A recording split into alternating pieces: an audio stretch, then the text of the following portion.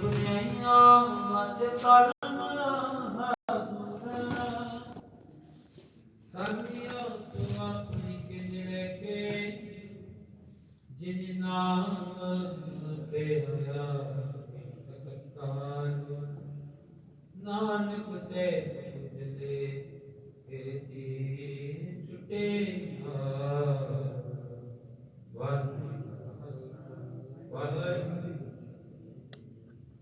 ਵਾਹਿਗੁਰੂ ਸਾਹਿਬ JIO. ਇੱਕ ਓੰਕਾਰ ਸਤਿਨਾਮ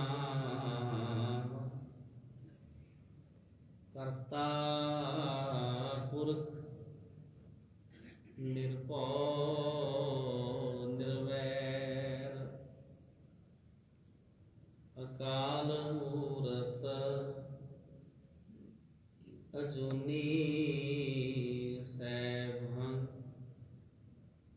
ਗੁਰ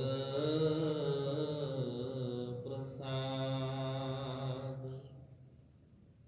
ਗਿਆਨ ਧਿਆਨ ਕਿਛ ਕਰਮ ਨਾ ਜਾਣਾ ਸਾਰ ਨ ਜਾਣਾ ਤੇਰੀ ਸਭ ਤੇ ਵੱਡਾ ਸਤਿਗੁਰ ਨਾਨਕ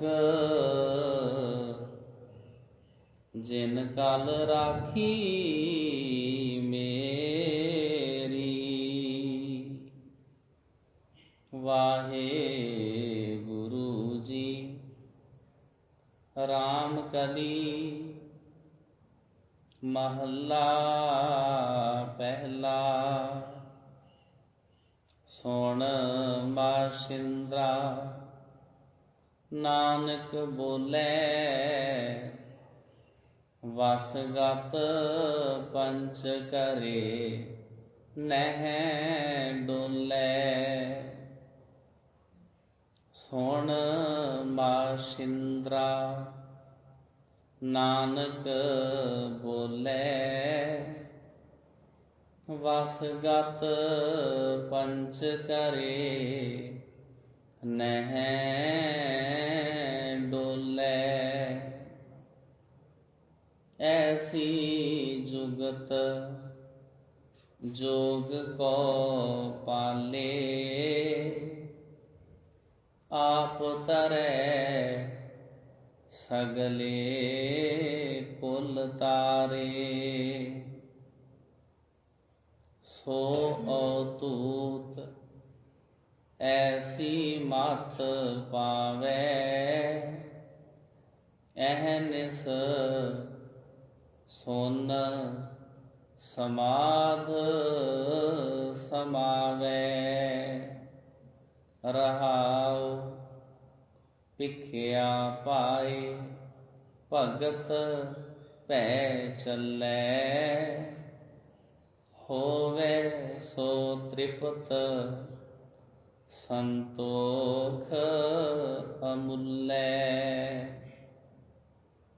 ਧਿਆਨ ਰੂਪ ਹੋਏ ਆਸਣ ਪਾਵੈ ਸਚ ਨਾਮ ਤਾੜੀ ਚਿਤ ਲਾਵੈ। ਨਾਨਕ ਬੋਲੇ ਅੰਮ੍ਰਿਤ ਬਾਣੀ ਸੁਣ ਬਾਸ਼ਿੰਦਰਾ ਔਧੂ ਨਿਸ਼ਾਨੀ। ਆਸਾ ਮਾਹਿ ਨਿਰਾਸ ਵਲਾਏ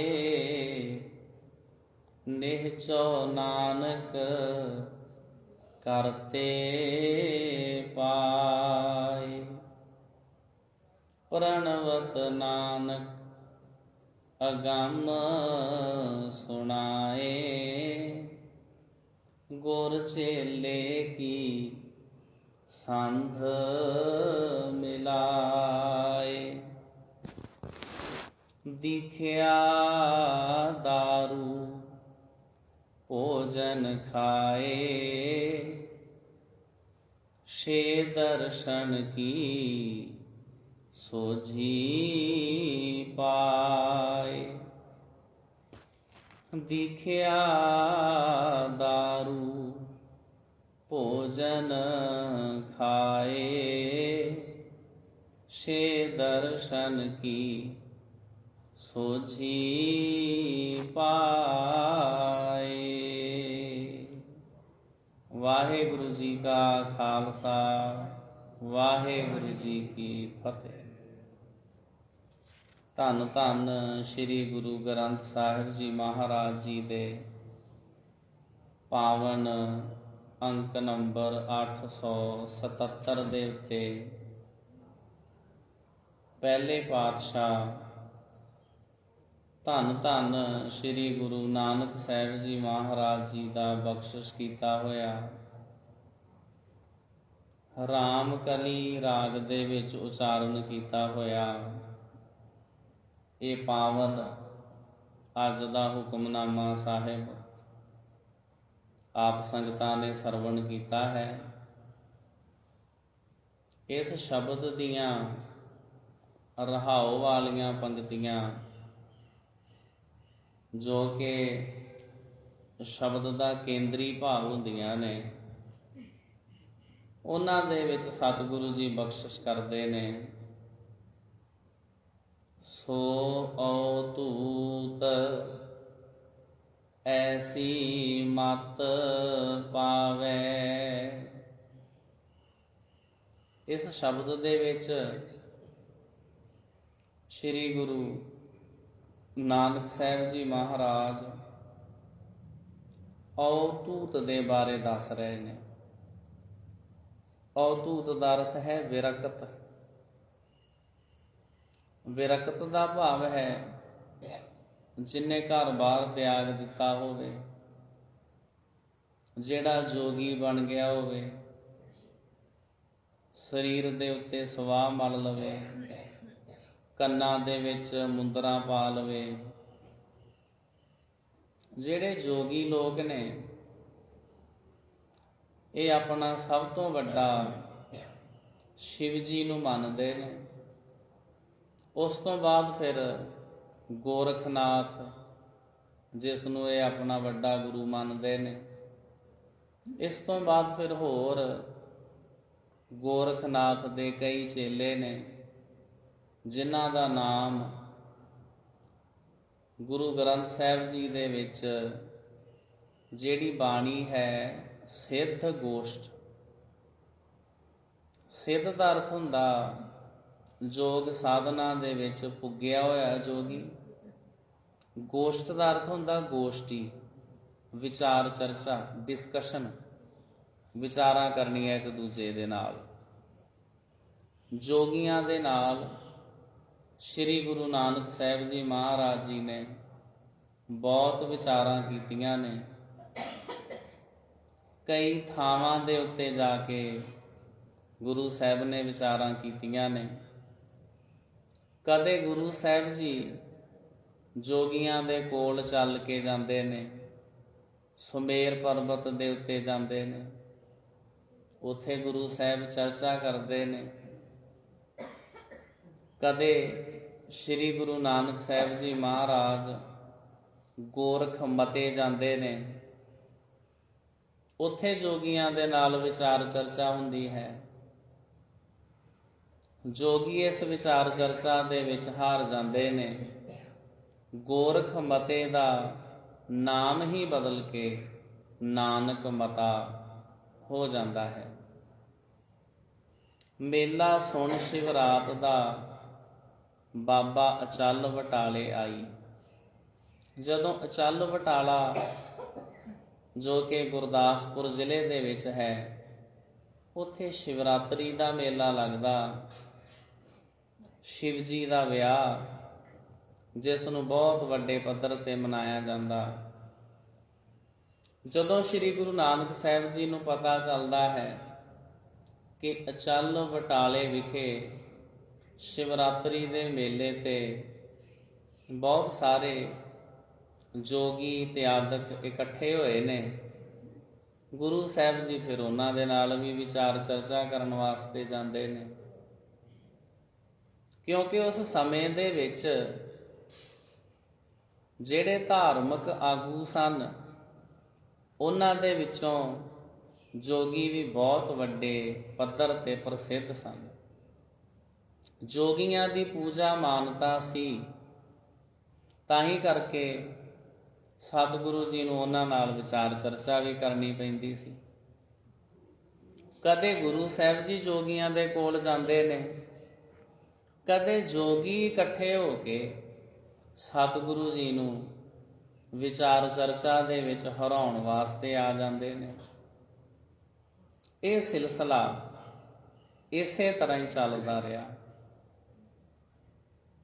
ਜੋਗੀਆਂ ਦਾ ਮੰਨਣਾ ਇਹ ਸੀ, ਜੋਗੀ ਦਾ ਅਰਥ ਹੁੰਦਾ ਪਰਮਾਤਮਾ ਜੀ ਦੇ ਨਾਲ ਜੁੜਨਾ, ਜੋਗ ਜੁੜਨਾ।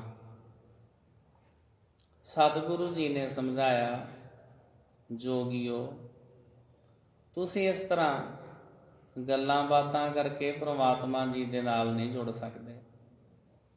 ਜਿਹੜੀਆਂ ਵੀ ਤੁਸੀਂ ਚੰਗੀਆਂ ਗੱਲਾਂ ਕਰਦੇ ਹੋ, ਤੁਹਾਡੇ ਕੋਲ ਕੋਈ ਚੰਗੇ ਵਿਚਾਰ ਹਨ, ਉਹਨਾਂ ਨੂੰ ਆਪਣੀ ਜ਼ਿੰਦਗੀ ਦੇ ਵਿੱਚ ਵਸਾਓ, ਉਹਨਾਂ ਦੇ ਉੱਤੇ ਅਮਲ ਕਰੋ। ਗੱਲੀ ਜੋਗ ਨਾ ਹੋਈ। ਗੱਲਾਂ ਬਾਤਾਂ ਦੇ ਨਾਲ ਤੁਸੀਂ ਪਰਮਾਤਮਾ ਦੇ ਨਾਲ ਜੁੜ ਨਹੀਂ ਸਕਦੇ। ਏਕ ਦ੍ਰਿਸ਼ਟ ਕਰ ਸਮਸਰ ਜਾਣੈ। ਸਾਰਿਆਂ ਨੂੰ ਇੱਕ ਦ੍ਰਿਸ਼ਟੀ ਦੇ ਨਾਲ ਵੇਖੋ, ਤੁਹਾਡੇ ਵਿੱਚ ਕਿਸੇ ਪ੍ਰਕਾਰ ਦਾ ਕੋਈ ਭਿੰਨ ਭੇਦ ਨਾ ਹੋਵੇ। ਏਕ ਦ੍ਰਿਸ਼ਟ ਕਰ ਸਮਸਰ ਜਾਣੈ, ਜੋਗੀ ਕਹੀਐ ਸੋਈ। ਉਸੇ ਨੂੰ ਜੋਗੀ ਕਿਹਾ ਜਾ ਸਕਦਾ, ਪਰਮਾਤਮਾ ਜੀ ਦੇ ਨਾਲ ਜੁੜਿਆ ਹੋਇਆ ਕਿਹਾ ਜਾ ਸਕਦਾ, ਜਿਹੜਾ ਸਾਰਿਆਂ ਨੂੰ ਇੱਕ ਸਮਾਨ ਦ੍ਰਿਸ਼ਟੀ ਦੇ ਨਾਲ ਵੇਖਦਾ ਹੋਵੇ। ਜਪਜੀ ਸਾਹਿਬ ਜੀ ਦੀ ਜਿਹੜੀ ਬਾਣੀ ਹੈ, ਉਹਦੇ ਵਿੱਚ ਵੀ ਜੋਗੀਆਂ ਦੇ ਨਾਲ ਸੰਬੰਧਿਤ ਸਤਿਗੁਰੂ ਜੀ ਨੇ ਪੌੜੀਆਂ ਉਚਾਰਨ ਕੀਤੀਆਂ ਹਨ, ਜਿਵੇਂ ਮੁੰਦਾ ਸੰਤੋਖ, ਸ਼ਰਮ ਪਤ ਝੋਲੀ, ਧਿਆਨ ਕੀ ਕਰਹਿ ਵਿਭੂਤ, ਖਿੰਥਾ ਕਾਲ, ਕੁਆਰੀ ਕਾਇਆ ਜੁਗਤ, ਡੰਡਾ ਪ੍ਰਤੀਤ, ਆਈ ਪੰਥੀ, ਸਗਲ ਜਮਾਤੀ, ਮਨ ਜੀਤੈ ਜਗ ਜੀਤ, ਆਦੇਸ ਤਿਸੈ ਆਦੇਸ, ਆਦ ਅਨੀਲ ਅਨਾਦ ਅਨਾਹਤ, ਜੁਗ ਜੁਗ ਏਕੋ ਵੇਸ। ਇਹ ਵੀ ਜੋਗੀਆਂ ਦੇ ਪਰਥਾਏ ਹੈ। ਇਸ ਤੋਂ ਬਿਨਾਂ ਹੋਰ ਵੀ ਕਈ ਥਾਵਾਂ ਤੇ ਜੋਗੀਆਂ ਦਾ ਗੁਰੂ ਸਾਹਿਬ ਨੇ ਜ਼ਿਕਰ ਕੀਤਾ। ਜਪਜੀ ਸਾਹਿਬ ਦੀ ਬਾਣੀ ਹੈ, ਇਸ ਵਾਸਤੇ ਇਹਨਾਂ ਪੌੜੀਆਂ ਦੇ ਅਰਥ ਕਰਨ ਦੀ ਜ਼ਰੂਰਤ ਨਹੀਂ ਹੈ, ਕਿਉਂਕਿ ਅਸੀਂ ਸਿੱਖ ਲੋਕ ਜਪਜੀ ਸਾਹਿਬ ਦਾ ਪਾਠ ਤੇ ਰੋਜ਼ ਹੀ ਕਰਦੇ ਹਾਂ, ਫਿਰ ਇਹਦੇ ਅਰਥਾਂ ਦਾ ਤੇ ਸਾਨੂੰ ਲਾਜ਼ਮੀ ਪਤਾ ਹੋਣਾ ਹੀ ਚਾਹੀਦਾ ਹੈ। ਭੁਗਤ, ਗਿਆਨ, ਦਇਆ, ਭੰਡਾਰਨ, ਇਹ ਵੀ ਗੁਰੂ ਸਾਹਿਬ ਜੀ ਨੇ, ਇਹ ਵੀ ਜੋਗੀਆਂ ਦੇ ਨਾਲ ਸੰਬੰਧਿਤ ਹੀ ਸ਼ਬਦ ਹਨ। ਭੁਗਤ, ਗਿਆਨ, ਦਇਆ, ਭੰਡਾਰਨ, ਘਟ ਘਟ ਵਾਜੈ ਨਾਦ, ਆਪ ਨਾਥ, ਨਾਥੀ ਸਭ ਜਾਂ ਕੀ, ਰਿੱਧ ਸਿੱਧ ਅਵਰਾਂ ਸਾਧ, ਸੰਜੋਗ ਵਿਜੋਗ, ਦੋਇ ਕਾਰ ਚਲਾਵੈ, ਲੇਖੇ ਆਵਹਿ ਭਾਗ, ਆਦੇਸ ਤਿਸੈ ਆਦੇਸ, ਆਦ ਅਨੀਲ ਅਨਾਦ ਅਨਾਹਤ, ਜੁਗ ਜੁਗ ਏਕੋ ਵੇਸ। ਕਿਉਂਕਿ ਜੋਗੀਆਂ ਦਾ ਜ਼ੋਰ ਬਹੁਤ ਜ਼ਿਆਦਾ ਸੀ ਉਸ ਸਮੇਂ, ਤੇ ਗੁਰੂ ਸਾਹਿਬ ਨੇ ਬਚਨ ਕੀਤਾ, ਜੋਗੀ ਜੁਗਤ ਨਾ ਜਾਣੈ ਅੰਧ। ਪਰਮਾਤਮਾ ਜੀ ਦੇ ਨਾਲ ਜੁੜਨ ਦੀ ਜੁਗਤੀ ਜੋਗੀ ਲੋਕ ਭੁੱਲ ਚੁੱਕੇ ਸਨ। ਇਹ ਗ੍ਰਸਥ ਧਰਮ ਦੀ ਨਿੰਦਿਆ ਕਰਦੇ ਸੀ। ਕਹਿੰਦੇ ਸੀ, ਜੇ ਤੁਸੀਂ ਪਰਮਾਤਮਾ ਦੇ ਨਾਲ ਜੁੜਨਾ ਹੈ, ਫਿਰ ਤੁਸੀਂ ਗ੍ਰਸਤੀ ਨਹੀਂ ਹੋਣੇ ਚਾਹੀਦੇ। ਜਦੋਂ ਹੋਸ਼ ਸੰਭਾਲੋ, ਘਰ ਪਰਿਵਾਰ, ਮਾਤਾ ਪਿਤਾ, ਇਹਨਾਂ ਨੂੰ ਛੱਡ ਕੇ ਜੰਗਲਾਂ ਬਿਆਬਾਨਾਂ ਵਿੱਚ ਜਾਣਾ ਪਵੇਗਾ। ਜੇ ਕਿਸੇ ਨੂੰ ਸਮਝ ਆਵੇ ਵਿਆਹ ਤੋਂ ਬਾਅਦ ਉਹਨੂੰ ਆਪਣੀ ਘਰ ਵਾਲੀ ਬੱਚੇ ਛੱਡ ਕੇ ਜੰਗਲਾਂ ਬੀਆਬਾਨਾਂ ਪਹਾੜਾਂ ਵਿੱਚ ਜਾਣਾ ਪਏਗਾ, ਤਾਂ ਪ੍ਰਮਾਤਮਾ ਦੇ ਨਾਲ ਤੁਸੀਂ ਜੁੜ ਸਕਦੇ ਹੋ। ਸਤਿਗੁਰੂ ਸੱਚੇ ਪਾਤਸ਼ਾਹ ਜੀ ਨੇ ਬਚਨ ਕੀਤਾ, ਗ੍ਰਸਤੀਆਂ ਦੀ ਤੁਸੀਂ ਕਰਦੇ ਹੋ ਨਿੰਦਿਆ ਵੀ ਗ੍ਰਸਤੀ ਚੰਗੇ ਨਹੀਂ ਹੁੰਦੇ। ਗ੍ਰਸਤ ਵਿੱਚ ਰਹਿ ਕੇ ਪ੍ਰਮਾਤਮਾ ਦੇ ਨਾਲ ਜੁੜਿਆ ਨਹੀਂ ਜਾ ਸਕਦਾ। ਪਰ ਗੁਰੂ ਸਾਹਿਬ ਨੇ ਬਚਨ ਕੀਤਾ, ਜਦੋਂ ਤੁਹਾਨੂੰ ਕਿਸੇ ਚੀਜ਼ ਦੀ ਜ਼ਰੂਰਤ ਪੈਂਦੀ ਆ, ਜਦੋਂ ਤੁਹਾਨੂੰ ਕਿਸੇ ਚੀਜ਼ ਦੀ ਲੋੜ ਹੁੰਦੀ ਆ, ਜਦੋਂ ਤੁਹਾਨੂੰ ਭੁੱਖ ਲੱਗਦੀ ਆ, ਤੇ ਜਦੋਂ ਤੁਸੀਂ ਕੁਝ ਖਾਣਾ ਹੋਵੇ, ਉਦੋਂ ਵੀ ਤੇ ਗ੍ਰਸਤੀਆਂ ਦਾ ਜਾ ਕੇ ਬੂਹਾ ਖੜਕਾਉਂਦੇ ਹੋ, ਗ੍ਰਸਤੀਆਂ ਦੇ ਦਰਵਾਜ਼ੇ ਦੇ ਅੱਗੇ ਜਾ ਕੇ ਅਲੱਖ ਜਗਾਉਂਦੇ ਹੋ, ਅਲੱਖ ਨਿਰੰਜਨ ਕਹਿ ਕੇ, ਤੇ ਆਪਣਾ ਭਾਂਡਾ ਉਹਨਾਂ ਦੇ ਅੱਗੇ ਕਰ ਦਿੰਦੇ ਹੋ। ਉਹਦੇ ਵਿੱਚ ਉਹ ਤੁਹਾਨੂੰ ਖਾਣ ਪੀਣ ਵਾਸਤੇ ਪਾ ਦਿੰਦੇ, ਤੁਸੀਂ ਖਾ ਲੈਂਦੇ ਹੋ। ਖਾ ਪੀ ਕੇ ਫਿਰ ਤੁਸੀਂ ਪਹਾੜਾਂ ਦੇ ਉੱਤੇ ਚਲੇ ਜਾਂਦੇ ਹੋ, ਪਹਾੜਾਂ ਦੀਆਂ ਕੁੰਦਰਾਂ ਵਿੱਚ ਵੜ ਜਾਂਦੇ ਹੋ, ਗੁਫਾਵਾਂ ਵਿੱਚ ਚਲੇ ਜਾਂਦੇ ਹੋ। ਉੱਥੇ ਜਾ ਕੇ ਫਿਰ ਕਹਿੰਦੇ ਹੋ ਜੇ ਪਰਮਾਤਮਾ ਜੀ ਦੇ ਨਾਲ ਜੁੜਨਾ, ਉਹਦੇ ਵਾਸਤੇ ਘਰ ਪਰਿਵਾਰ ਗ੍ਰਸਤੀ ਤਿਆਗਣੀ ਪਏਗੀ। ਭੁੱਖ ਲੱਗਣ ਤੇ ਗ੍ਰਸਤੀ ਚੰਗੇ ਨੇ ਜਿਹੜੇ ਤੁਹਾਡੀਆਂ ਲੋੜਾਂ ਪੂਰੀਆਂ ਕਰਦੇ ਨੇ। ਜਦੋਂ ਖਾ ਪੀ ਲੈਂਦੇ ਹੋ ਉਦੋਂ ਕਹਿੰਦੇ ਨਹੀਂ ਨਹੀਂ ਜੀ ਇਹ ਗ੍ਰਸਤੀ ਨਹੀਂ ਚੰਗੇ, ਪਰਮਾਤਮਾ ਜੀ ਦੇ ਨਾਲ ਜੁੜਨਾ ਹੈ ਤਾਂ ਤੁਹਾਨੂੰ ਘਰ ਪਰਿਵਾਰ ਛੱਡਣਾ ਪਏਗਾ। ਗੁਰੂ ਸਾਹਿਬ ਜੀ ਮਹਾਰਾਜ ਨੇ ਇਹਨਾਂ ਨਾਲ ਇਸ ਤਰੀਕੇ ਨਾਲ ਬਹੁਤ ਚਰਚਾ ਕੀਤੀ, ਬਹੁਤ ਸਮਝਾਉਣ ਦੀ ਕੋਸ਼ਿਸ਼ ਕੀਤੀ। ਸਤਿਗੁਰੂ ਜੀ ਨੇ ਬਚਨ ਕੀਤਾ, ਤੁਸੀਂ ਘਰ ਪਰਿਵਾਰ ਵਿੱਚ ਰਹਿ ਕੇ, ਸੰਸਾਰ ਦੇ ਵਿੱਚ ਰਹਿ ਕੇ ਭੁੱਲੇ ਭਟਕੇ ਲੋਕਾਂ ਨੂੰ ਸਿੱਧੇ ਰਸਤੇ ਪਾਓ ਅਤੇ ਪਰਮਾਤਮਾ ਜੀ ਦੇ ਨਾਲ ਜੁੜਨ ਦੀ ਕੋਸ਼ਿਸ਼ ਕਰੋ। ਜੋਗੀਆਂ ਦੇ ਪਰਥਾਏ ਸ਼ਬਦ ਹੈ, ਸਤਿਗੁਰੂ ਜੀ ਬਖਸ਼ਿਸ਼ ਕਰਦੇ ਨੇ। ਸੋ ਔਤੂਤ ਐਸੀ ਮਤ ਪਾਵੇ, ਅਸਲ ਦੇ ਵਿੱਚ ਔਤੂਤ ਵਿਰਕਤ ਸਾਧੂ ਜੋਗੀ ਉਹੋ ਹੀ ਹੈ ਜਿਸ ਨੂੰ ਇਹ ਮਤ ਆ ਜਾਵੇ। ਜਿਹੜੀ ਮਤ ਹੈ ਇਹ ਸਭ ਤੋਂ ਸ੍ਰੇਸ਼ਟ ਦਾਨ ਹੈ, ਜਿਹਨੂੰ ਮਤ ਆ ਜਾਵੇ। ਆਪਾਂ ਵੀ ਜਦੋਂ ਅਰਦਾਸ ਕਰਦੇ ਹਾਂ, ਅਰਦਾਸ ਦੇ ਵਿੱਚ ਜਿੱਥੇ ਹੋਰ ਇੰਨਾ ਕੁਝ ਮੰਗਦੇ ਹਾਂ, ਉੱਥੇ ਨਾਲ ਦੀ ਨਾਲ ਅਰਦਾਸ ਦੇ ਵਿੱਚ ਇਹ ਵੀ ਜ਼ਿਕਰ ਆਉਂਦਾ ਹੈ, ਸਿੱਖਾਂ ਦਾ ਮਨ ਨੀਵਾਂ, ਮਤ ਉੱਚੀ, ਮਤ ਦਾ ਰਾਖਾ ਆਪ ਅਕਾਲ ਪੁਰਖ ਵਾਹਿਗੁਰੂ। ਕਿਉਂਕਿ ਜਿਹੜੀ ਮਤ ਹੈ, ਜਿਵੇਂ ਦੀ ਕਿਸੇ ਦੀ ਮਤ ਹੋਵੇਗੀ ਉਸੇ ਤਰੀਕੇ ਦੇ ਨਾਲ ਅਸੀਂ ਆਪਣੀ ਜ਼ਿੰਦਗੀ ਬਤੀਤ ਕਰਾਂਗੇ। ਤਾਂ ਕਰਕੇ ਮਤ ਹੋਣੀ, ਸ੍ਰੇਸ਼ਟ ਮਤ ਹੋਣੀ। ਮਤ ਮਤਲਬ ਮਤੀ, ਮਤੀ ਮਤਲਬ ਚੰਗੇ ਵਿਚਾਰ। ਜਦੋਂ ਇਹ ਸਾਡੇ ਕੋਲ ਹੋਣ, ਅਸੀਂ ਇੱਕ ਨੇਕ ਜ਼ਿੰਦਗੀ ਬਤੀਤ ਕਰਦੇ ਹਾਂ। ਤੇ ਸਤਿਗੁਰੂ ਜੀ ਨੇ ਬਚਨ ਕੀਤਾ, ਅਸਲ ਦੇ ਵਿੱਚ ਵਿਰਕਤ ਜੋਗੀ ਸਾਧੂ ਹੋਈ ਆ ਜਿਹਦੇ ਕੋਲ ਇਹ ਮਤ ਹੋਵੇ, ਇਹੋ ਜਿਹੀ ਚੰਗੀ ਮਤ ਹੋਵੇ। ਕਿਹੜੀ ਮਤ? ਅਹਨਿਸ ਸੁਨ ਸਮਾਧ ਸਮਾਵੈ। ਅਹਨਿਸ, ਇਹ ਕਹਿੰਦੇ ਨੇ ਦਿਨ ਨੂੰ, ਨਿਸ ਕਹਿੰਦੇ ਨੇ ਰਾਤ ਨੂੰ। ਜਿਹੜਾ ਰਾਤ ਦਿਨ ਸੁੰਨ ਅਵਸਥਾ ਦੇ ਵਿੱਚ ਰਵੇ। ਸੁੰਨ ਕਹਿੰਦੇ ਅਫੁਰ ਅਵਸਥਾ, ਜਿੱਥੇ ਕਿਸੇ ਪ੍ਰਕਾਰ ਦੇ ਮਨ ਦੇ ਵਿੱਚ ਫੁਰਨੇ ਨਾ ਪੈਦਾ ਹੁੰਦੇ ਹੋ। ਪਰਮਾਤਮਾ ਜੀ ਦੇ ਨਾਲ ਜੁੜਿਆ ਹੋਇਆ, ਘਰ ਪਰਿਵਾਰ ਸੰਸਾਰ ਦੇ ਵਿੱਚ ਰਹਿੰਦਾ ਹੋਇਆ ਵੀ ਫੁਰਨਿਆਂ ਤੋਂ ਰਹਿਤ ਜਦੋਂ ਹੋ ਜਾਵੇ, ਜਦੋਂ ਮਨ ਦੀ ਭਟਕਣਾ ਦੂਰ ਹੋ ਜਾਵੇ, ਉਦੋਂ ਸਮਝੋ ਇਹ ਅਸਲ ਦੇ ਵਿੱਚ ਵਿਰਕਤ ਸਾਧੂ ਜੋਗੀ ਹੈ। ਰਹਾਓ ਸ਼ਬਦ ਦਾ ਕੇਂਦਰੀ ਭਾਵ। ਸਤਿਗੁਰੂ ਜੀ ਪਹਿਲੇ ਬੰਦ ਵਿੱਚ ਬਖਸ਼ਿਸ਼ ਕਰਦੇ ਨੇ, ਸੁਣ ਮਾਸ਼ਿੰਦਰਾ ਨਾਨਕ ਬੋਲੇ।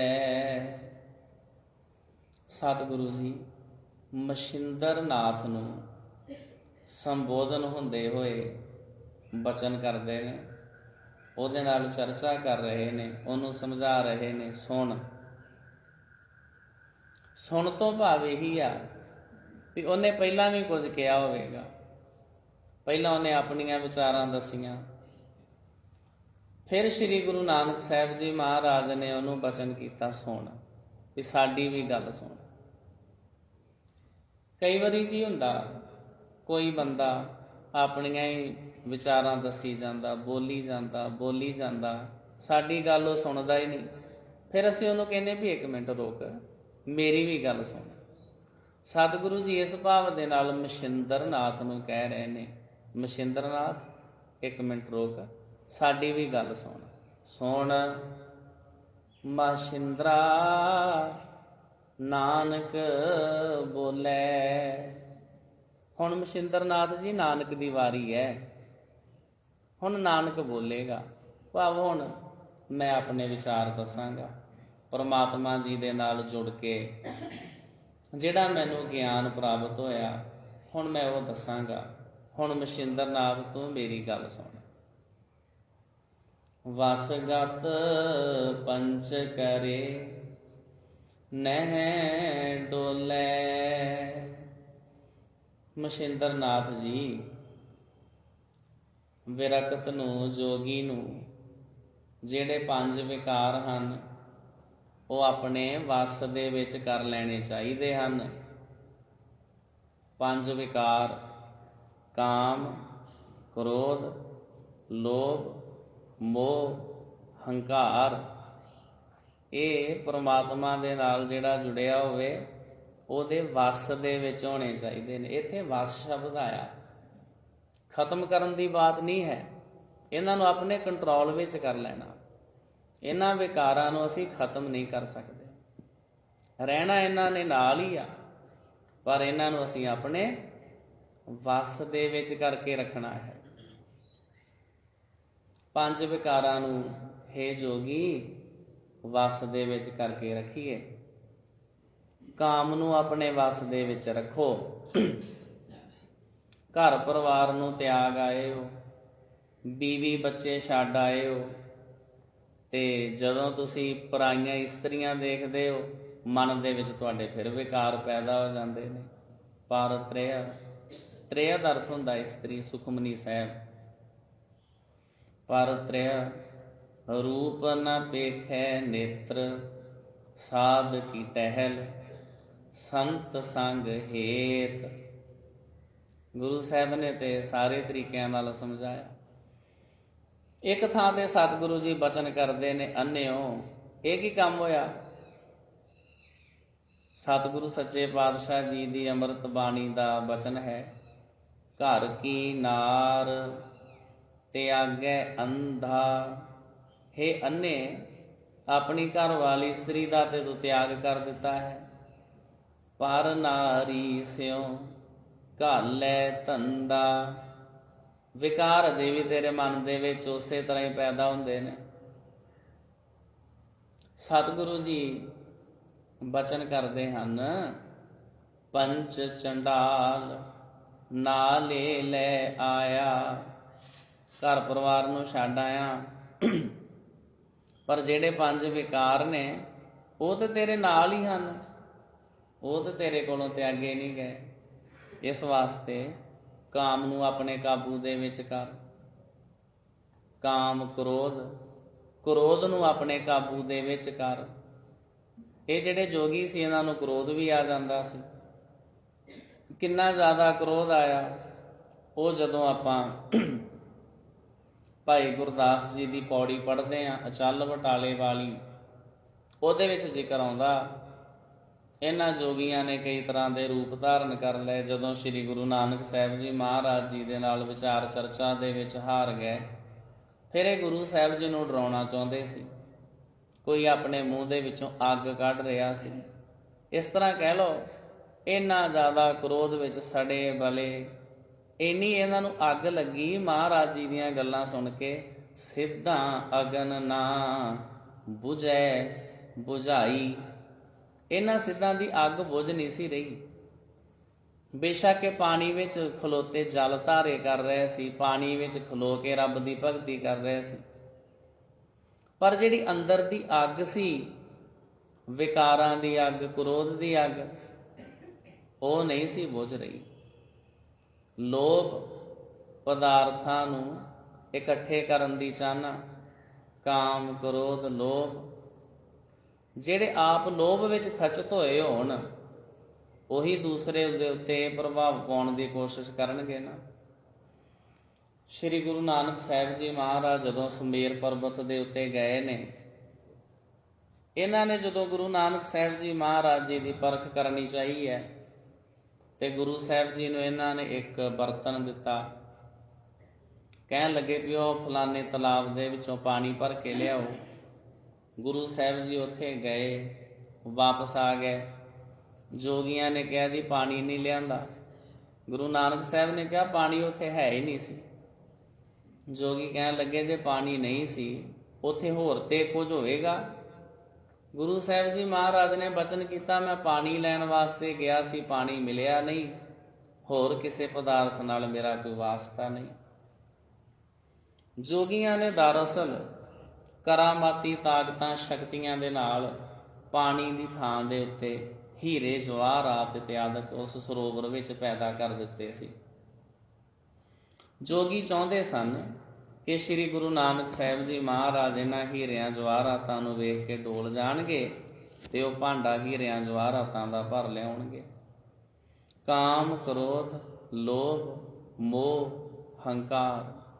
ਮੋਹ, ਜੇ ਕਿਸੇ ਜੋਗੀ ਨੇ ਆਪਣਾ ਪਰਿਵਾਰ ਛੱਡਿਆ, ਇਹ ਕਿਹਾ ਵੀ ਮੈਂ ਤੇ ਮੋਹ ਤਿਆਗ ਦਿੱਤਾ, ਮੈਂ ਤੇ ਵੇਖੋ ਜੀ ਆਪਣੇ ਬੱਚੇ ਛੱਡ ਆਇਆ ਹਾਂ, ਤੇ ਜਦੋਂ ਵੱਡਾ ਸਿੱਧ ਬਣ ਕੇ ਜਿਹੜੇ ਆਪਣੇ ਚੇਲੇ ਰੱਖੇ ਨੇ ਉਹਨਾਂ ਦੇ ਵਿੱਚੋਂ ਵੀ ਇਹ ਆਪਣੇ ਬੱਚਿਆਂ ਵਾਲੀ ਫੀਲਿੰਗ ਹੀ ਲੈਂਦਾ, ਉਹਨਾਂ ਨੂੰ ਵੀ ਆਪਣੇ ਬੱਚੇ ਹੀ ਸਮਝਦਾ। ਉਹ ਵੀ ਇੱਕ ਬਹੁਤ ਵੱਡਾ ਪਰਿਵਾਰ, ਇੱਕ ਬਹੁਤ ਵੱਡਾ ਡੇਰਾ ਬਣਾ ਕੇ ਬੈਠ ਗਿਆ। ਇਸ ਮੋਹ ਨੂੰ ਤਿਆਗਣਾ ਸੀ। ਇਹ ਵਿਕਾਰਾਂ ਨੂੰ ਤਿਆਗਿਆ ਨਹੀਂ ਜਾ ਸਕਦਾ। ਕੋਸ਼ਿਸ਼ ਜੋਗੀਆਂ ਨੇ ਜ਼ਰੂਰ ਕੀਤੀ ਵੀ ਅਸੀਂ ਆਪਣਾ ਪਰਿਵਾਰ ਤਿਆਗ ਦਿਆਂਗੇ, ਭਾਵ ਮੋਹ ਦਾ ਤਿਆਗ ਹੋ ਗਿਆ। ਜਿੱਥੇ ਜਾ ਕੇ ਡੇਰਾ ਬਣਾਇਆ ਉੱਥੇ ਫਿਰ ਸਾਰਾ ਮੋਹ ਦਾ ਹੀ ਕਾਰੋਬਾਰ ਚੱਲਦਾ, ਸਾਰਾ ਮੋਹ ਦਾ ਹੀ ਅਡੰਬਰ ਹੈ, ਸਾਰਾ ਮੋਹ ਦਾ ਹੀ ਖਿਲਾਰਾ ਹੈ। ਦੂਸਰੀ ਗੱਲ ਹੰਕਾਰ, ਉਹ ਵੀ ਜੋਗੀਆਂ ਦੀ ਗੱਲਬਾਤ ਵਿੱਚੋਂ ਸਪਸ਼ਟ ਝਲਕਦਾ। ਜਦੋਂ ਸ੍ਰੀ ਗੁਰੂ ਨਾਨਕ ਸਾਹਿਬ ਜੀ ਮਹਾਰਾਜ ਨੂੰ ਬਾਲਕਾ ਕਹਿੰਦੇ ਨੇ, ਬੱਚਾ ਕਹਿੰਦੇ ਨੇ, ਉਮਰ ਦੇ ਪੱਖੋਂ ਸ੍ਰੀ ਗੁਰੂ ਨਾਨਕ ਸਾਹਿਬ ਜੀ ਮਹਾਰਾਜ ਜੋਗੀਆਂ ਦੇ ਅੱਗੇ ਬੱਚੇ ਹੀ ਨੇ, ਕਿਉਂਕਿ ਜੋਗੀਆਂ ਦੀ ਉਮਰ ਬਹੁਤ ਵੱਡੀ ਲੰਬੀ ਆ, ਗੁਰੂ ਨਾਨਕ ਸਾਹਿਬ ਜੀ ਮਹਾਰਾਜ ਜੀ ਦੀ ਉਮਰ ਛੋਟੀ ਹੈ। ਇਸ ਵਾਸਤੇ ਜੋਗੀ ਪੁੱਛਦੇ ਨੇ, ਸਿੱਧ ਪੁੱਛਣ ਸੁਣ ਬਾਲਿਆ, ਕੌਣ ਸ਼ਕਤ ਤੋਂ ਇੱਥੇ ਲਿਆਈ। ਗੁਰੂ ਨਾਨਕ ਸਾਹਿਬ ਜੀ ਮਹਾਰਾਜ ਨੂੰ ਜੋਗੀ ਪੁੱਛਦੇ ਵੀ ਹੇ ਬੇਟਾ, ਪੁੱਤਰ, ਬੱਚਾ, ਇਹ ਦੱਸ ਤੂੰ ਸੁਮੇਰ ਪਰਬਤ ਦੇ ਉੱਤੇ ਕਿਵੇਂ ਆ ਗਿਆ ਹੈ। ਉਹ ਗੁਰੂ ਸਾਹਿਬ ਜੀ ਨੂੰ ਬੱਚਾ ਸਮਝਦੇ ਨੇ, ਆਪਣੇ ਆਪ ਨੂੰ ਬਹੁਤ ਵੱਡਾ ਸਮਝਦੇ ਨੇ। ਉਹ ਸਮਝਦੇ ਵੀ ਸਾਡੇ ਕੋਲ ਤੇ ਬਹੁਤ ਜ਼ਿਆਦਾ ਗਿਆਨ ਹੈ, ਇਹਨਾਂ ਨੂੰ ਤੇ ਪਤਾ ਨਹੀਂ ਕਿਸੇ ਗੱਲ ਦਾ। ਇਹਦੇ ਵਿੱਚੋਂ ਹੰਕਾਰ ਝਲਕਦਾ ਹੈ। ਗੁਰੂ ਸਾਹਿਬ ਸਮਝਾਉਂਦੇ ਨੇ ਵੀ ਅਸਲ ਵਿੱਚ ਜੋਗੀ ਉਹ ਹੈ ਸਭ ਤੋਂ ਪਹਿਲਾਂ ਇਹਨਾਂ 5 ਵਿਕਾਰਾਂ ਨੂੰ ਆਪਣੇ ਵਸ ਦੇ ਵਿੱਚ ਕਰੇ। ਵਸਗਤ ਪੰਚ ਕਰੇ ਨਹਿ ਡੋਲੇ, ਫਿਰ ਉਹਦਾ ਮਨ ਡੋਲਦਾ ਨਾ ਹੋਵੇ, ਫਿਰ ਉਹ ਪਛਤਾਉਂਦਾ ਨਾ ਹੋਵੇ ਇਹ ਕਿਹੜੇ ਚੱਕਰ ਵਿੱਚ ਪੈ ਗਏ ਆ, ਇਹਦੇ ਨਾਲੋਂ ਚੰਗਾ ਸੀ ਘਰ ਪਰਿਵਾਰ ਨਾ ਹੀ ਛੱਡਦੇ। ਇਸ ਤਰ੍ਹਾਂ ਮਨ ਡੋਲਦਾ ਰਹਿੰਦਾ। ਐਸੀ ਜੁਗਤ ਜੋਗ ਕੋ ਪਾਲੇ, ਜਿਹੜਾ 5 ਵਿਕਾਰਾਂ ਨੂੰ ਆਪਣੇ ਕਾਬੂ ਵਿੱਚ ਕਰ ਲਵੇ ਫਿਰ ਉਹ ਪ੍ਰਮਾਤਮਾ ਜੀ ਦੇ ਨਾਲ ਜੁੜਦਾ। ਇਹ ਹੈ ਜੋਗ ਦੀ ਜੁਗਤ। ਜੁਗਤ ਮਤਲਬ ਜੁਗਤੀ, ਤੱਤੇ ਨੂੰ ਜਿਹੜੀ ਸਿਹਾਰੀ ਲੱਗੀ ਇਹਨੇ ਅਰਥ ਕਰਨਾ ਜੁਗਤੀ। ਜੁਗਤੀ ਦਾ ਅਰਥ ਹੁੰਦਾ ਵਿਧੀ, ਤਰੀਕਾ, ਪ੍ਰਮਾਤਮਾ ਜੀ ਦੇ ਨਾਲ ਜੁੜਨ ਦਾ ਤਰੀਕਾ। ਆਪ ਤਰੈ ਸਗਲੇ ਕੁਲ ਤਾਰੇ, ਨਾਲੇ ਆਪ ਸੰਸਾਰ ਸਮੁੰਦਰ ਤੋਂ ਪਾਰ ਹੋਵੇ, ਨਾਲੇ ਜਿਹੜੇ ਉਹਦੇ ਸੰਪਰਕ 'ਚ ਆਉਣ ਵਾਲੇ ਨੇ, ਜਿਹੜੇ ਉਸ ਗੁਰਮੁਖ ਦੀਆਂ ਵਿਚਾਰਾਂ ਸੁਣਨ ਵਾਲੇ, ਨਾਲੇ ਉਹਨਾਂ ਦਾ ਪਾਰ ਉਤਾਰਾ ਹੋ ਜਾਂਦਾ। ਹਰ ਕਾ ਨਾਮ ਹਿਰਦੈ ਨਿਤ ਧਿਆਈ, ਸੰਗੀ ਸਾਥੀ ਸਗਲ ਤਰਾਈ। ਗੁਰ ਮੇਰੇ ਸੰਗ ਸਦਾ ਹੈ ਨਾਲੇ, ਸਿਮਰ ਸਿਮਰਤ ਸਦਾ ਸੰਭਾਲੇ। ਐਸਾ ਜੋਗੀ ਆਪ ਵੀ ਸੰਸਾਰ ਸਮੁੰਦਰ ਤੋਂ ਤਰਦਾ, ਅਤੇ ਹੋਰਨਾਂ ਨੂੰ ਵੀ ਧਾਰ ਦਿੰਦਾ ਹੈ। ਸ਼ਬਦ ਦਾ ਦੂਸਰਾ ਬੰਦ। ਭਿਖਿਆ ਭਾਏ ਭਗਤ ਭੈ ਚੱਲੈ। ਫਿਰ ਜਿਹੜੇ ਜੋਗੀ ਉਹ ਭਿਖਿਆ ਮੰਗਦੇ ਨੇ, ਭਿਖਿਆ ਮੰਗਦੇ ਜੀ ਸਾਨੂੰ ਭਿਖਿਆ ਪਾਓ। ਸਤਿਗੁਰੂ ਜੀ ਬਚਨ ਕਰਦੇ ਭਿਖਿਆ ਮੰਗੋ ਅਕਾਲ ਪੁਰਖ ਵਾਹਿਗੁਰੂ ਜੀ ਦੇ ਕੋਲੋਂ। ਕਿਹੜੀ ਭਿਖਿਆ ਮੰਗੋ? ਭਾਏ। ਭਾਏ ਦਾ ਅਰਥ ਹੁੰਦਾ ਪਿਆਰ। ਪਰਮਾਤਮਾ ਜੀ ਸਾਨੂੰ ਪਿਆਰ ਦੀ ਦਾਤ ਬਖਸ਼ਿਸ਼ ਕਰੋ। ਭਗਤ ਭਗਤੀ ਦੀ ਦਾਤ ਬਖਸ਼ਿਸ਼ ਕਰੋ। ਪ੍ਰੇਮਾ ਭਗਤੀ ਦੀ ਦਾਤ ਬਖਸ਼ਿਸ਼ ਕਰੋ। ਪ੍ਰੇਮ ਦੇ ਨਾਲ ਤੁਹਾਡੀ ਭਗਤੀ ਕਰੀਏ। ਭੈ ਚੱਲੈ, ਅਤੇ ਤੁਹਾਡੇ ਨਿਰਮਲ ਭੈ ਦੇ ਵਿੱਚ ਅਸੀਂ ਚੱਲ ਸਕੀਏ। ਹੋਵੈ ਸੋ ਤ੍ਰਿਪਤ ਸੰਤੋਖ ਅਮੁੱਲੈ। ਜਿਹਦੇ ਖੱਪਰ ਵਿੱਚ ਪ੍ਰਮਾਤਮਾ ਜੀ ਇਹੋ ਜਿਹੀ ਸ਼ੁਭ ਗੁਣਾਂ ਦੀ ਭਿਖਿਆ ਪਾ ਦੇਣ, ਉਹ ਰੱਬ ਦਾ ਪਿਆਰਾ ਫਿਰ ਤ੍ਰਿਪਤ ਹੋ ਜਾਂਦਾ, ਰੱਜ ਜਾਂਦਾ, ਉਹਨੂੰ ਫਿਰ ਸੰਤੋਖ ਆ ਜਾਂਦਾ ਹੈ। ਅਮੁੱਲੈ, ਇਹੋ ਜਿਹੀ ਅਮੋਲਕ ਦਾਤ ਸਤ ਸੰਤੋਖ ਪ੍ਰੇਮਾ ਭਗਤੀ ਦੀ ਜਿਹਦੇ ਖੱਪਰ ਵਿੱਚ ਪ੍ਰਮਾਤਮਾ ਜੀ ਪਾ ਦਿੰਦੇ ਹਨ, ਉਹ ਰੱਬ ਦਾ ਪਿਆਰਾ ਫਿਰ ਰੱਜ ਜਾਂਦਾ, ਉਹ ਫਿਰ ਕਿਸੇ ਦੇ ਕੋਲੋਂ ਮੰਗਦਾ ਨਹੀਂ। ਸ੍ਰੀ ਗੁਰੂ ਨਾਨਕ ਸਾਹਿਬ ਜੀ ਮਹਾਰਾਜ ਉਹਨਾਂ ਵੀ ਸਾਧੂਆਂ ਨੂੰ ਮਿਲੇ ਨੇ। ਜਦੋਂ ਸਤਿਗੁਰੂ ਜੀ ਸੱਚਾ ਸੌਦਾ ਕਰਨ ਵਾਸਤੇ ਚੂੜ ਕਾਣੇ ਦੀ ਮੰਡੀ ਗਏ ਤੇ ਰਾਹ ਵਿੱਚ ਗੁਰੂ ਸਾਹਿਬ ਜੀ ਨੂੰ ਭੁੱਖੇ ਸਾਧੂ ਵੀ ਤੇ ਮਿਲੇ ਸੀ। ਉਹਨਾਂ ਦਾ ਮੁਖੀ ਸੀ ਸਾਧੂ ਸੰਤ ਰੇਣ। ਜਦੋਂ ਗੁਰੂ ਮਹਾਰਾਜ ਜੀ ਨੇ ਉਹਨਾਂ ਨਾਲ ਵਿਚਾਰ ਕੀਤੀ, ਉਹਨਾਂ ਨੂੰ ਪੁੱਛਿਆ ਕਿ ਸਾਧੂ ਮਹਾਤਮਾ ਜੀ ਤੁਹਾਡੇ ਕੋਲ ਕੁਝ ਖਾਣ ਪੀਣ ਵਾਸਤੇ ਹੈ? ਉਹਨਾਂ ਨੇ ਕਿਹਾ ਜੀ ਦੇਖ ਲਓ ਇਸ ਤਰ੍ਹਾਂ ਹੀ ਬੈਠੇ ਆ। ਉੱਥੇ ਗੁਰੂ ਸਾਹਿਬ ਜੀ ਮਹਾਰਾਜ ਜੀ ਨੇ ਉਹਨਾਂ ਸਾਧੂਆਂ ਨੂੰ ਇਹ ਵੀ ਇੱਕ ਬਚਨ ਕੀਤਾ, ਮਹਾਤਮਾ ਜੀ ਤੁਸੀਂ ਕੁਝ ਖਾਂਦੇ ਹੀ ਨਹੀਂ ਕਿ ਤੁਹਾਡੇ ਕੋਲ ਕੁਝ ਹੈ ਹੀ ਨਹੀਂ? ਇਹ ਬਹੁਤ ਡੂੰਘਾ ਸਵਾਲ ਸੀ। ਇਹ ਵੀ ਕੀ ਤੁਸੀਂ ਕੁਝ ਖਾਂਦੇ ਹੀ ਨਹੀਂ ਹੋ, ਭੁੱਖੇ ਰਹਿੰਦੇ ਹੋ, ਕਿ ਜਾਂ ਤੁਹਾਡੇ ਕੋਲ ਕੁਝ ਖਾਣ ਵਾਸਤੇ ਹੈਗਾ ਹੀ ਨਹੀਂ ਆ ਤਾਂ ਭੁੱਖੇ ਬੈਠੇ ਜੇ? ਅੱਗੇ ਉਹ ਸਾਧੂ ਦਾ ਜਵਾਬ ਸੀ, ਅਸੀਂ ਕਿਸੇ ਕੋਲੋਂ ਕੁਝ ਮੰਗਦੇ ਨਹੀਂ, ਅਸੀਂ ਕਿਸੇ ਅੱਗੇ ਹੱਥ ਨਹੀਂ ਫੈਲਾਉਂਦੇ, ਤੇ ਜੇ ਕੋਈ ਕੁਝ ਦੇ ਦੇਵੇ ਫਿਰ ਅਸੀਂ ਨਾ ਨਹੀਂ ਕਰਦੇ। ਇਹ ਸਾਧੂ ਸੰਤ ਰੇਣ ਦਾ ਜਵਾਬ ਸੀ। ਅਸੀਂ ਮੰਗਦੇ ਨਹੀਂ ਆ, ਤੇ ਜੇ ਕੋਈ ਕੁਝ ਭੇਟਾ ਕਰੇ ਉੱਥੇ ਅਸੀਂ ਨਾ ਵੀ ਨਹੀਂ ਕਰਦੇ। ਸਤਿਗੁਰੂ ਸੱਚੇ ਪਾਤਸ਼ਾਹ ਜੀ ਸਮਝ ਗਏ ਵੀ ਇਹ ਸਬਰ ਸੰਤੋਖ ਵਾਲੇ ਨੇ, ਤੇ ਸਤਿਗੁਰੂ ਜੀ ਨੇ ਫਿਰ ਬਹੁਤ ਸਾਰਾ ਰਾਸ਼ਨ ਪਾਣੀ ਇਤਿਆਦਿਕ ਆਟਾ ਦਾਲ ਚੌਲ ਖੰਡ ਘਿਓ ਸਾਰਾ ਕੁਝ ਲਿਖਿਆ ਹੋਇਆ ਇਤਿਹਾਸਕ ਗ੍ਰੰਥਾਂ ਦੇ ਵਿੱਚ, ਗੱਡਾ ਭਰ ਕੇ ਸਮਾਨ ਦਾ ਉਹਨਾਂ ਭੁੱਖੇ ਸਾਧੂਆਂ ਨੂੰ ਭੇਟਾ ਕੀਤਾ। ਸਤਿਗੁਰੂ ਜੀ ਆਪ ਲੰਗਰ ਤਿਆਰ ਕਰਨ ਲੱਗੇ ਸੀ ਭਾਈ ਮਰਦਾਨੇ ਨਾਲ ਵੀ ਤੁਹਾਨੂੰ ਬਣਾ ਕੇ ਛਕਾਈਏ। ਸਾਧੂ ਕਹਿਣ ਲੱਗਾ ਨਹੀਂ ਜੀ ਅਸੀਂ ਆਪੇ ਬਣਾ ਲਾਂਗੇ, ਤੁਸੀਂ ਜਾਓ। ਨਾਲ ਦੇ ਸਾਥੀਆਂ ਨੇ ਕਿਹਾ ਜੀ ਇਹ ਬਾਲਕਾ ਬੱਚਾ ਸੇਵਾ ਕਰਨੀ ਚਾਹੁੰਦਾ ਤੇ ਕਰ ਲੈਣ ਦੇਣੀ ਸੀ।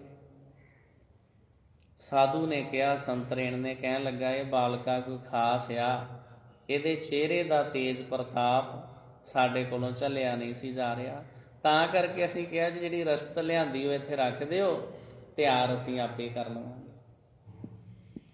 ਜਿਹਨੂੰ ਆ ਜਾਵੇ ਸਬਰ ਸੰਤੋਖ, ਉਹ ਫਿਰ ਪਰਮਾਤਮਾ ਦਾ ਹੀ ਰੂਪ ਹੋ ਜਾਂਦਾ। ਜਿਹਦੀ ਝੋਲੀ ਵਿੱਚ ਵਾਹਿਗੁਰੂ ਜੀ ਸੰਤੋਖ ਦੀ ਦਾਤ ਪਾ ਦੇਣ। ਧਿਆਨ ਰੂਪ ਹੋਏ ਆਸਣ ਪਾਵੈ, ਪਰਮਾਤਮਾ ਜੀ ਦਾ ਧਿਆਨ ਲਾਉਂਦਾ ਹੋਇਆ ਪਰਮਾਤਮਾ ਜੀ ਦਾ ਰੂਪ ਹੋ ਜਾਵੇ, ਇਹੋ ਜਿਹੇ ਆਸਣ ਦੀ ਪ੍ਰਾਪਤੀ ਹੋ ਜਾਵੇ। ਅਬ ਤੋਂ ਜਾਏ ਚੜ੍ਹੇ ਸਿੰਘਾਸਨ, ਮਿਲਹਿ ਸਾਰੰਗ ਪਾਣੀ, ਰਾਮ ਕਬੀਰਾ ਏਕ ਭੈ ਹੈ, ਕੋਉ ਨਾ ਸਕੈ ਪਹਿਚਾਨੀ।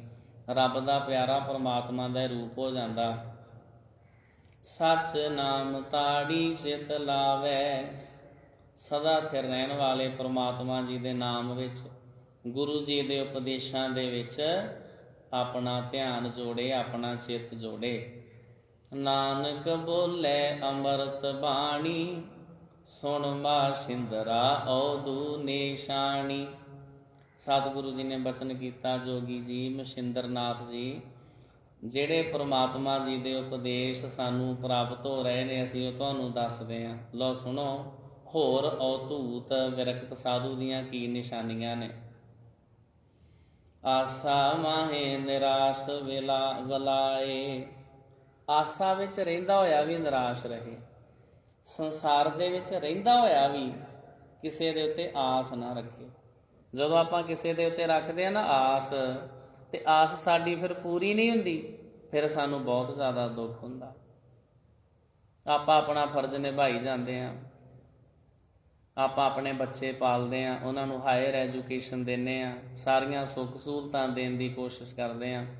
ਕਈ ਵਾਰੀ ਬੱਚੇ ਕਹਿ ਦਿੰਦੇ ਆ ਵੀ ਤੁਸੀਂ ਸਾਡੇ ਵਾਸਤੇ ਬਹੁਤ ਕੁਛ ਕਰ ਰਹੇ ਹੋ, ਬੜੇ ਜ਼ਫਰ ਜਾਲ ਰਹੇ ਹੋ, ਮੈਂ ਵੀ ਵੱਡਾ ਹੋ ਕੇ ਤੁਹਾਡੀ ਮਦਦ ਕਰਾਂਗਾ। ਉੱਥੇ ਨੇਕ ਮਾਤਾ ਪਿਤਾ ਉਹਨਾਂ ਨੂੰ ਜਵਾਬ ਦਿੰਦੇ ਵੀ ਪੁੱਤਰ ਮੈਂ ਆਪਣਾ ਫਰਜ਼ ਨਿਭਾ ਰਿਹਾ, ਮੈਂ ਤੇਰੇ ਤੋਂ ਆਸ ਨਹੀਂ ਰੱਖਦਾ ਵੀ ਤੂੰ ਵੱਡਾ ਹੋ ਕੇ ਕੀ ਕਰੇਂਗਾ।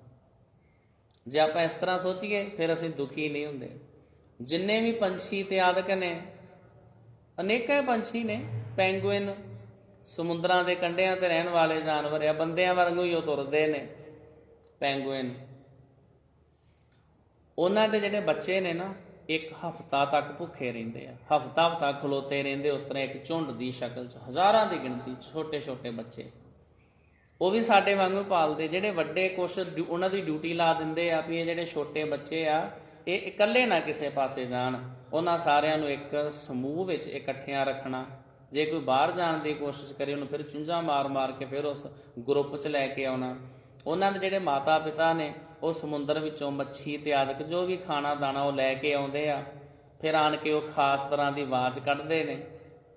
ਫਿਰ ਉਹਨਾਂ ਦੇ ਬੱਚੇ ਉਹ ਆਵਾਜ਼ ਪਛਾਣ ਲੈਂਦੇ, ਇੱਕੋ ਜਿਹੇ ਬੱਚਿਆਂ ਦੇ ਵਿੱਚੋਂ ਆਪਣੇ ਬੱਚੇ ਨੂੰ ਪਛਾਣਨਾ।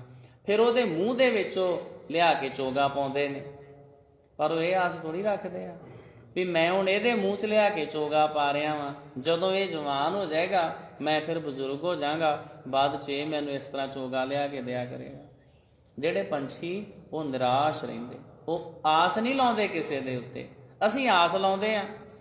ਮੈਂ ਆਪਣੇ ਬੱਚਿਆਂ ਦੇ ਵਾਸਤੇ ਬੜੀ ਮਿਹਨਤ ਕੀਤੀ, ਮੈਂ ਆਪਣਾ ਸਾਰਾ ਕੁਝ ਹੀ ਉਹਨਾਂ ਦੇ ਉੱਤੇ ਲੁਟਾ ਦਿੱਤਾ, ਹੁਣ ਉਹ ਮੇਰੀ ਬਾਤ ਵੀ ਨਹੀਂ ਪੁੱਛਦੇ। ਇਸ ਗੱਲ ਦਾ ਫਿਰ ਸਾਨੂੰ ਦੁੱਖ ਹੁੰਦਾ। ਤੇ ਜੇ ਅਸੀਂ ਇਹ ਸੋਚੀਏ ਵੀ ਨਹੀਂ, ਮੈਂ ਆਪਣੇ ਆਪ ਦੇ ਉੱਤੇ ਜਿਹੜਾ ਉਹ ਰਹਿਣਾ, ਸੈਲਫ ਇੰਡੀਪੈਂਡੈਂਟ ਰਹਿਣਾ, ਮੈਂ ਆਪਣੇ ਆਪ ਦੇ ਉੱਤੇ ਨਿਰਭਰ ਰਹਿਣਾ, ਮੈਨੂੰ ਕਿਸੇ ਦੇ ਆਸਰੇ ਦੀ ਜ਼ਰੂਰਤ ਪਵੇ ਹੀ ਨਾ, ਫਿਰ ਸਾਨੂੰ ਦੁੱਖ ਵੀ ਨਹੀਂ ਹੋਏਗਾ ਵੀ ਜਦੋਂ ਪੰਛੀਆਂ ਦੇ ਬੱਚਿਆਂ ਦੇ ਖੰਭ ਨਿਕਲ ਆਉਂਦੇ ਨੇ ਉਹ ਵੀ ਤੇ ਉਡਾਰੀ ਮਾਰ ਹੀ ਜਾਂਦੇ ਨੇ। ਸਤਿਗੁਰੂ ਜੀ ਇਸ ਪੰਕਤੀ ਸਮਝਾਉਂਦੇ ਨੇ, ਆਸਾ ਦੇ ਵਿੱਚ ਰਹਿ ਕੇ ਵੀ ਨਿਰਾਸ਼ ਰਹਿਣਾ, ਕਿਸੇ ਦੇ ਉੱਤੇ ਆਸ ਨਹੀਂ ਲਾਉਣੀ।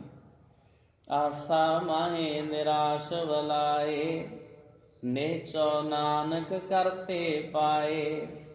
ਜਿਹੜਾ ਇਸ ਤਰ੍ਹਾਂ ਦੀ ਜ਼ਿੰਦਗੀ ਬਤੀਤ ਕਰਦਾ, ਨਿਹਚੋ ਇੱਕ ਨਿਸ਼ਚਾ ਹੈ, ਵਿਸ਼ਵਾਸ ਹੈ, ਉਹਨੇ ਪਰਮਾਤਮਾ ਦੀ ਪ੍ਰਾਪਤੀ ਕੀਤੀ ਆ। ਜਿਹਨੂੰ ਸਿਰਫ ਪਰਮਾਤਮਾ ਦੇ ਉੱਤੇ ਵਿਸ਼ਵਾਸ, ਭਰੋਸਾ, ਓਟ, ਆਸ ਹੋਵੇ। ਪ੍ਰਣਵਤ ਨਾਨਕ ਅਗੰਮ ਸੁਣਾਏ। ਸਤਿਗੁਰੂ ਜੀ ਬੇਨਤੀ ਕਰਦੇ ਨੇ, ਹੇ ਮਛਿੰਦਰਨਾਥ, ਅਸੀਂ ਜਿਹੜੀ ਤੁਹਾਨੂੰ ਗੱਲ ਸੁਣਾ ਰਹੇ ਹਾਂ ਇਹ ਉਸ ਅਗੰਮ ਦੀ ਬਾਤ ਹੈ ਜਿਸ ਪਰਮਾਤਮਾ ਜੀ ਤੱਕ ਆਪਣੀ ਪਹੁੰਚ ਨਹੀਂ। ਗੁਰ ਚੇਲੇ ਕੀ ਸੰਧ ਮਿਲਾਏ। ਜਿਹੜਾ ਐਸਾ ਅਧੂਤ ਜੋਗੀ ਹੈ, ਗੁਰ ਚੇਲੇ ਕੀ ਸੰਧ ਮਿਲਾਏ, ਐਸਾ ਗੁਰੂ ਆਪਣੇ ਚੇਲੇ ਨੂੰ ਪਰਮਾਤਮਾ ਜੀ ਦੇ ਨਾਲ ਮਿਲਾ ਦਿੰਦਾ। ਸੰਧ, ਸੰਧੀ ਕਰਨੀ, ਮਿਲਾਪ ਕਰਨਾ। ਐਸਾ ਜਿਹੜਾ ਰੱਬ ਦਾ ਪਿਆਰਾ, ਉਹ ਕੋਈ ਜੋਗੀ ਆਪਣੇ ਚੇਲੇ ਨੂੰ ਆਪਣੇ ਨਾਲ ਨਹੀਂ ਜੋੜਦਾ, ਉਹਨੂੰ ਪਰਮਾਤਮਾ ਜੀ ਦੇ ਨਾਲ ਜੋੜਦਾ ਹੈ। ਦੀਖਿਆ ਦਾਰੂ ਭੋਜਨ ਖਾਏ। ਉਹ ਪਰਮਾਤਮਾ ਜੀ ਦੇ ਕੋਲੋਂ ਦਾਤ ਮੰਗਦਾ, ਵਾਹਿਗੁਰੂ ਜੀ ਕਿਰਪਾ ਕਰੋ, ਇਹੋ ਜੀ ਮੈਨੂੰ ਦੀਖਿਆ ਦਿਓ, ਇਹੋ ਜੀ ਮੈਨੂੰ ਭਿੱਖਿਆ ਦਿਓ ਕਿ ਜਿਹੜਾ ਤੁਹਾਡਾ ਨਾਮ ਹੈ ਇਹੋ ਹੀ ਮੇਰੇ ਵਾਸਤੇ ਦਾਰੂ ਹੋਵੇ, ਤੁਹਾਡੇ ਨਾਮ ਦਾ ਹੀ ਮੈਂ ਭੋਜਨ ਖਾਵਾਂ, ਸ਼ੁਭ ਉਪਦੇਸ਼ਾਂ ਨੂੰ ਆਪਣੇ ਹਿਰਦੇ ਵਿੱਚ ਵਸਾਵਾਂ। ਛੇ ਦਰਸ਼ਨ ਕੀ ਸੋਝੀ ਪਾਏ। ਜੋਗੀਆਂ ਦੇ ਜਿਹੜੇ 6 ਭੇਖ ਨੇ, ਕਈ ਤਰ੍ਹਾਂ ਦੇ ਉਹ ਭੇਖ ਧਾਰਨ ਕਰਦੇ ਨੇ। ਉਹਨਾਂ ਦੇ 12 ਤਰ੍ਹਾਂ ਦੇ ਪੰਥ ਨੇ, ਜਿਨ੍ਹਾਂ ਦੇ ਵਿੱਚੋਂ ਆਈ ਪੰਥ ਸਭ ਤੋਂ ਸ੍ਰੇਸ਼ਟ ਮੰਨਿਆ ਜਾਂਦਾ। ਜਪਜੀ ਸਾਹਿਬ 'ਚ ਵੀ ਉਹਦਾ ਜ਼ਿਕਰ ਆਇਆ, ਆਈ ਪੰਥੀ ਸਗਲ ਜਮਾਤੀ ਮਨ ਜੀਤੈ ਜਗ ਜੀਤ। ਇਸੇ ਤਰ੍ਹਾਂ 6 ਦਰਸ਼ਨ ਨੇ, 6 ਭੇਖ ਨੇ ਉਹਨਾਂ ਦੇ। ਕਈ ਭੇਖਾਂ ਦੇ ਜੋਗੀ ਹੁੰਦੇ ਨੇ, ਉਹਨਾਂ ਦੀ ਅੱਗੇ ਕਈ ਪ੍ਰਕਾਰ ਦੀਆਂ ਕਿਸਮਾਂ ਹੁੰਦੀਆਂ ਨੇ। ਸਤਿਗੁਰੂ ਜੀ ਬਚਨ ਕਰਦੇ ਨੇ, ਉਸ ਅਵਧੂਤ ਨੂੰ ਸਮਝੋ। 6 ਭੇਖਾਂ ਦੀ, 6 ਦਰਸ਼ਨਾਂ ਦੀ ਸੋਝੀ ਆ ਗਈ।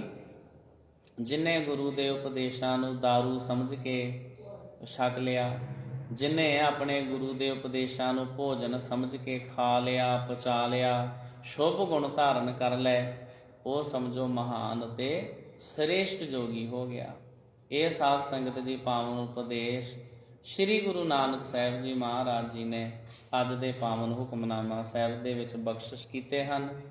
ਅੱਜ ਦੇ ਵਕਤ ਇਤਨੀਆਂ ਬੇਨਤੀਆਂ ਪ੍ਰਵਾਨ ਕਰਨੀਆਂ ਜੀ। ਹੋਈਆਂ ਭੁੱਲਾਂ ਗਲਤੀਆਂ ਦੀ ਮੁਆਫੀ ਫਤਿਹ ਪ੍ਰਵਾਨੋ। ਵਾਹਿਗੁਰੂ ਜੀ ਕਾ ਖਾਲਸਾ, ਵਾਹਿਗੁਰੂ ਜੀ ਕੀ ਫਤਿਹ। ਰਾਮ ਕਲੀ ਮਹੱਲਾ ਤੀਜਾ। ਆਨੰਦ ਇੱਕ ਓੰਕਾਰ ਸਤਿਗੁਰ ਪ੍ਰਸਾਦ। ਆਨੰਦ ਪਿਆ ਮੇਰੀ ਮਾਏ ਸਤਿਗੁਰੂ ਮੈਂ, ਸਤਿਗੁਰ ਤਾਂ ਪਾਇਆ ਸਹਿਜ ਸੇਤੀ ਮਨ ਵਜੀਆਂ। ਰਾਗ ਰਤਨ ਪਰਵਾਰ ਭਰੀਆਂ ਸ਼ਬਦ ਗਾਵਣ, ਸ਼ਬਦੋ ਤਾਂ ਗਾਵੋ ਹਰੀ ਕੇਰਾ ਮਨ ਜਿਨੀ। ਕਹਿ ਨਾਨਕ ਆਨੰਦ ਹੋਆ ਸਤ